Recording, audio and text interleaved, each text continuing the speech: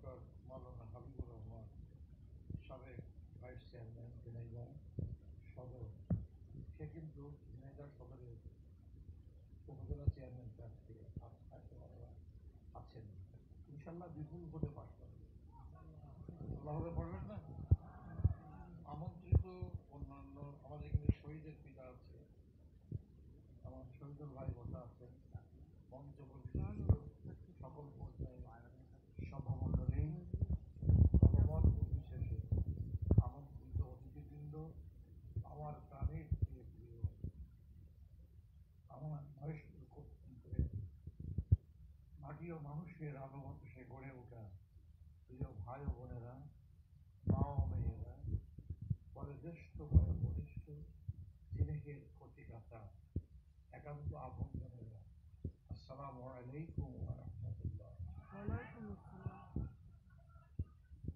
দ্বিতীয়ত বক্তা না, প্রধান বক্তা তো বটেই, সারা দেশে এরা প্রধান বক্তা হিসেবে কাজ করে।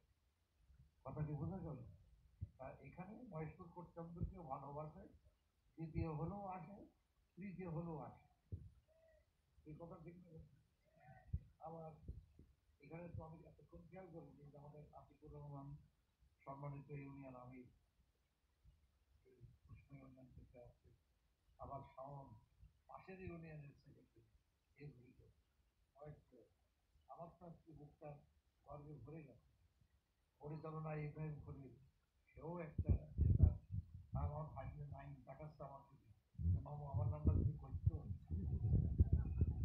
হ্যাঁ, আমি আপনাদের সকলকে হৃদয়ের গভীর থেকে সালাম জানিয়ে একটা আয়াত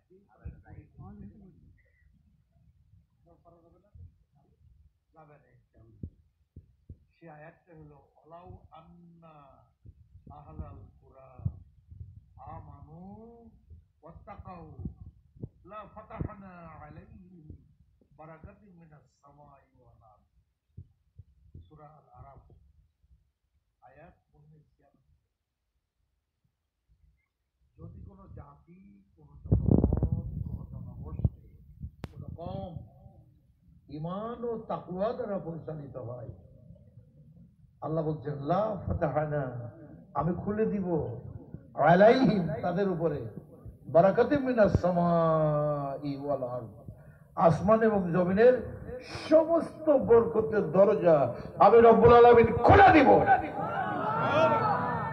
শর্ত দুটো, ঈমান আর তাকওয়া। এখন ঈমান কি ইসলামের অংশ বিশেষ মানবেন, না পুরো ইসলামের উপর ঈমান আনবেন? পুরো ইসলামের উপরে ঈমান যারা আনবে না তারা ঈমানদার না।